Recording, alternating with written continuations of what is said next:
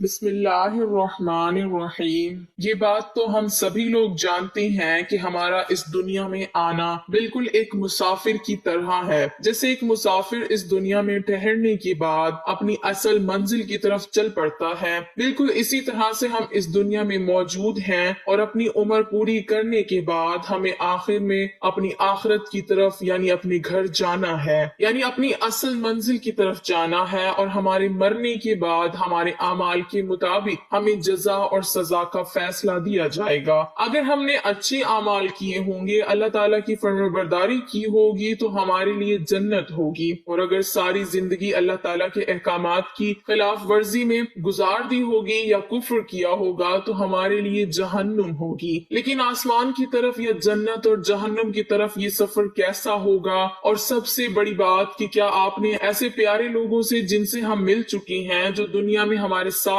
تھے، مثلا ہمارے ماں باپ، بہن بھائی یا کوئی بھی اور رشتہ دار جو اب اس دنیا سے جا چکے ہیں، کیا کبھی ہم مرنے کے بعد ان سے کبھی مل پائیں گے؟ انہی دونوں سوالوں کے جواب ہم آج کی اس ویڈیو کے اندر اسلامی روایت کی روشنی میں جاننے کی کوشش کریں گے۔ اسلامی روایت سے ہمیں پتہ چلتا ہے کہ جب کسی کافر کی موت آتی ہے تو ڈراؤنی شکل والے دو فرشتے اس کے سامنے آتے ہیں۔ ایک بہت ہی ڈراؤنی شکل میں آ کر اس کی روح کو قبض کرتا ہے اور بہت ہی دردناک انداز میں، لیکن اس کے برعکس جب کسی نیک انسان کی موت ہوتی ہے یا اس کی روح کو نکالا جاتا ہے تو اس کے لیے آسمان سے دو نورانی فرشتے جو اتنے زیادہ نورانی ہوتے ہیں کہ جیسے سورج کی روشنی بھی ان کے سامنے ماند پڑ جائے، وہ اس انسان کے سامنے آتے ہیں۔ ان کے ساتھ ملک الموت ایک بہت ہی زیادہ نورانی شکل کے اندر اور خوبصورت شکل میں اس شخص کے سامنے آتے ہیں۔ ان فرشتوں سے جنت کی خوشبو آ رہی ہوتی ہے اور وہ آ کر اس نیک روح سے کہتے ہیں کہ خدا کے حکم سے باہر آ جا، اس انعام کو حاصل کرنے کے لیے جو تم اپنے رب سے حاصل کرنے والی ہو۔ اللہ کی رسول نے فرمایا کہ نیک انسان کے جسم سے روح نکلتی ہے جیسے جگ سے پانی گرا ہو،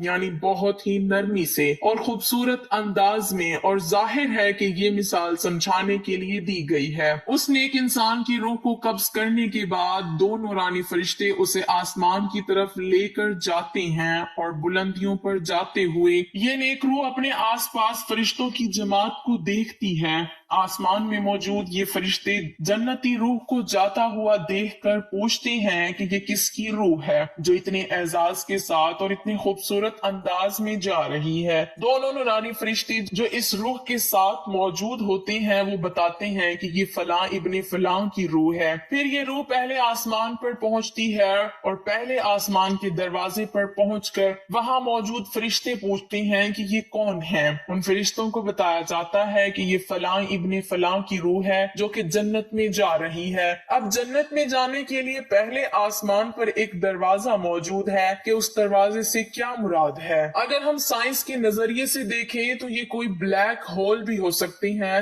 جس کے بارے میں سائنس کہتی ہے کہ یہ کائنات سے دوسری کائنات تک جانے کا راستہ ہے، یا پھر یہ باقاعدہ کوئی دروازہ ہی ہو سکتا ہے، واللہ علم کہ اس کی حقیقت کیا ہے۔ لیکن اس کے بعد یہ فرشتے اس روح کو لے کر دوسرے آسمان پر جاتے ہیں اور وہاں بھی یہی عمل دہرایا جاتا ہے۔ دوسرے آسمان کے دروازے پر موجود فرشتوں کو بھی بتایا جاتا ہے کہ یہ فلاں کی روح ہے اور جنت میں جا رہی ہے۔ اس کے بعد ہوتے ہوتے وہ روح ساتوں آسمانوں پر جاتی ہے اور اس کے بعد پھر جنت میں۔ لیکن اللہ کے رسول صلی اللہ علیہ وسلم نے فرمایا کہ اس عمل سے پہلے، یعنی کہ جنتی روح کے جنت میں جانے سے پہلے، اللہ پاک ایک بار پھر سے اس روح کو حکم دیتے ہیں کہ اپنی مادی جسم میں داخل ہو جا۔ جب سارے کے سارے رشتہ دار اس کے مادی جسم کو دفنا کر واپس جا رہے ہوتے ہیں تو اللہ پاک پھر سے اس روح کو اس کے مادی جسم میں داخل کرتے ہیں، جس کے بعد دو فرشتے منکر اور نکیر حساب لینے کے لیے اس کی قبر میں آتے ہیں اور اسے تین سوال کرتے ہیں، اور وہ تین سوال یہ ہیں: تیرا رب کون ہے؟ تیرا دین کیا ہے؟ اس شخص کے بارے میں تم کیا سوچتے ہو، یعنی کہ محمد صلی اللہ علیہ وسلم کے بارے میں۔ اگر کوئی مسلمان روح ہے تو وہ جواب دیتی ہے کہ میرا رب اللہ ہے، میرا دین اسلام ہے، اور محمد صلی اللہ علیہ وسلم اللہ کے بندے اور اس کے رسول ہیں۔ اور میرے آقا ہیں، جبکہ کافر کے منہ سے ایسے کوئی الفاظ نہیں نکلتے۔ جب یہ جنتی روح ان تینوں سوالوں کے صحیح جواب دے دیتی ہے تو اس کے لیفٹ سائڈ پر دوزخ کی آگ کا دروازہ کھلتا ہے اور بتایا جاتا ہے کہ یہ وہ جہنم ہے جس سے تم نے خود کو بچا لیا۔ اللہ کے حکم پر عمل کرنے کے بعد تم نے اس سے نجات حاصل کر لی، اور اس کے بعد اس کی رائٹ سائڈ کا ایک دروازہ کھلتا ہے جو کہ جنت کا دروازہ ہوتا ہے، اور اسے بتایا جاتا ہے کہ یہ ہے وہ مقام جو تم نے اللہ تعالیٰ کی رضا کے اندر خود کو راضی کر کے اور دنیا کے اندر اس کے احکامات کے مطابق زندگی گزار کر حاصل کر لیا۔ یہ آخرت کے اندر تمہارا مقام ہے، یعنی کہ اسے اپنا مقام پہلے ہی دکھا دیا جاتا ہے کہ وہ جنت میں جانے والا ہے یا دوزخ میں۔ اس کے بعد یہ روح ساتوں آسمانوں کی طرف سفر کرتی ہے، اور کہا جاتا ہے کہ ساتوں آسمان پر ایک ایسی جگہ موجود ہے جو کہ جنت اور جہنم کے درمیان میں موجود ہے۔ یہ روحیں وہاں پر انتظار کرتی ہیں جب تک کہ قیامت کا وقت آئے اور ان کو ان کے اعمال کے مطابق فیصلہ سنایا جائے اور جنت اور جہنم کے اندر داخل کر دیا جائے، کیونکہ قیامت سے پہلے یہ جنت اور جہنم کے اندر داخل نہیں ہو سکتے۔ وہ سب کے سب وہاں پر انتظار کر رہے ہیں۔ لیکن سب سے اہم سوال جو یقیناً ایک نہ ایک بار آپ کے ذہن میں ضرور آیا ہوگا اور آپ اس کا جواب جاننے کے لیے ضرور بے چین ہوئے ہوں گے، خاص طور پر اس وقت جب آپ نے کسی اپنے بہت ہی پیارے کو کھو دیا ہو، کہ کیا مرنے کے بعد جو لوگ اس دنیا میں اپنی طبی عمر گزار کر جا چکے ہیں، کیا آپ کبھی مرنے کے بعد ان سے کبھی مل پائیں گے؟ مثال کے طور پر آپ کے ماں باپ، کیونکہ سب سے زیادہ بے چینی انہی سے ملنے کے لیے ہوتی ہے۔ اس کے علاوہ آپ کے رشتہ دار، آپ کی بیوی بچے یا کوئی بھی اور قریبی رشتہ دار۔ اگر میں تمام اسلامی روایات کو مد نظر رکھتے ہوئے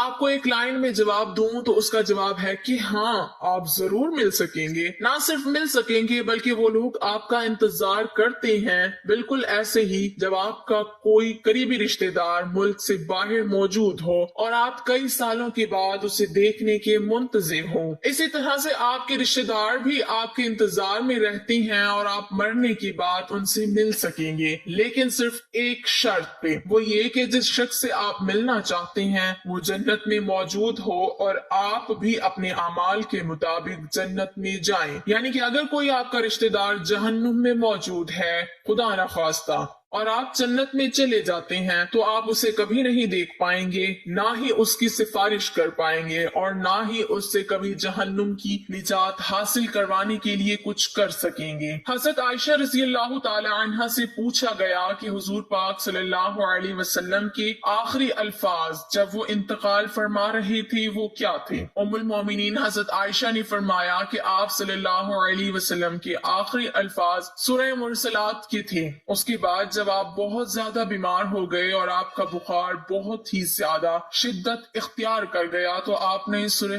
نساء کی آیت نمبر 69 اس طرح سے تلاوت فرمائی، جس کا ترجمہ کچھ یوں ہے: اور جو لوگ خدا اور اس کی رسول کی اطاعت کرتے ہیں وہ قیامت کے روز ان لوگوں کے ساتھ ہوں گے جن پر خدا نے بڑا فضل کیا، یعنی انبیاء اور صدیق اور شہداء اور نیک لوگ، اور یقیناً ان لوگوں کی رفاقت بہت ہی خوب ہے۔ اس آیت مبارکہ سے ہمیں یقین ہو گیا کہ قرآن پاک میں بھی واضح طور پر یہ لکھا ہے کہ جنتی روحیں مرنے کے بعد اپنے قریبی رشتہ داروں جنتی روحوں سے ملاقات کریں گی، اور وہ لوگ ان کے منتظر رہتے ہیں اور ہمیشہ کے لیے ان کے ساتھ رہیں گے۔ یہ لوگ ایک دوسرے کو پہچانیں گے اور ایک دوسرے کے ساتھ رہیں گے۔ جب حضور پاک صلی اللہ علیہ وسلم اس دنیا سے رخصت ہونے لگے تو آپ صلی اللہ علیہ وسلم کو بہت زیادہ خواہش تھی کہ آپ اپنے قریبی رشتہ داروں کو مل سکیں، ایسے لوگوں سے مل سکیں جن کو آپ دنیا کے اندر بھی بہت زیادہ پیار کرتے تھے۔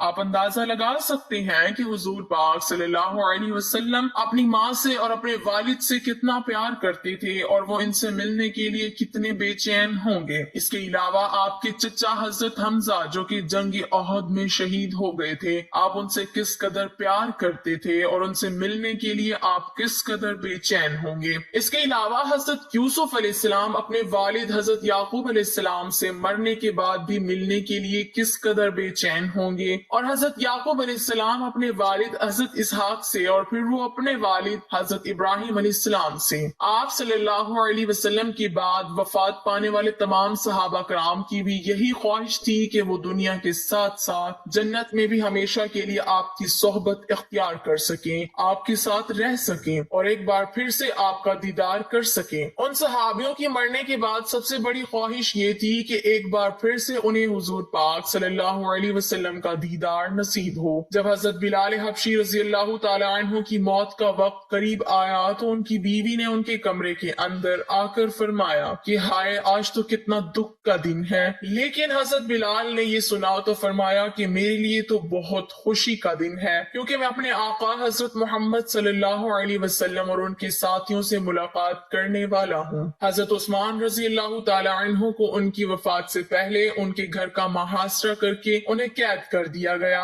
ان پر کھانا پینا بند کر دیا گیا۔ آپ روزے کی حالت میں تھے، اسی رات کو آپ کو خواب کے اندر حضور پاک صلی اللہ علیہ وسلم کی زیارت نصیب ہوئی۔ انہوں نے حضرت عثمان سے فرمایا، اے عثمان، ان لوگوں نے تمہیں کھانے سے اور پینے سے باز رکھا ہوا ہے، کیا تم پر کھانا پینا بند کر دیا ہے؟ حضرت عثمان نے فرمایا کہ جی آقا۔ اللہ کے رسول نے فرمایا کہ اے عثمان فکر مت کرو، کیونکہ یہ روزہ تم ہمارے ساتھ افطار کرو گے، جس سے یہ ظاہر ہوا کہ نیک روحیں آپ کے بارے میں سب کچھ جانتی ہیں، اور نہ صرف جانتی ہیں بلکہ آپ کے انتظار میں رہتی ہیں، اور مرنے کے بعد ہر جنتی روح ایک دوسرے سے ملاقات کرے گی، اور نہ صرف جنتی روحوں سے ملاقات کریں گی بلکہ اللہ کے رسول حضرت محمد صلی اللہ علیہ وسلم سے بھی ملاقات کریں گی، کیونکہ جنت کے اندر جتنے بھی لوگ موجود ہیں وہ سب ایک دوسرے کو مل سکیں گے، لیکن اس کے لیے شرط یہی ہے کہ ہمیں جنت میں جانا پڑے گا، اور جنت میں جانے کے لیے سب سے بڑی کنجی ہے اللہ تعالیٰ کے احکامات کے مطابق زندگی گزارنا۔ سو اس دنیا کو چھوڑنے کے بعد اور آخرت کے اندر اپنا منفرد مقام اور جنت حاصل کرنے کے لیے، اپنے پیاروں سے ملنے کے لیے ہمیں اس دنیا کے امتحان کے اندر کامیاب ہونا ضروری ہے، جس کے لیے ہمیں ہر لمحہ کوشش کرنا پڑے گی۔ اللہ تعالیٰ ہمیں ایسی زندگی گزارنے کی توفیق عطا فرمائے جس سے جنت حاصل ہو، آمین۔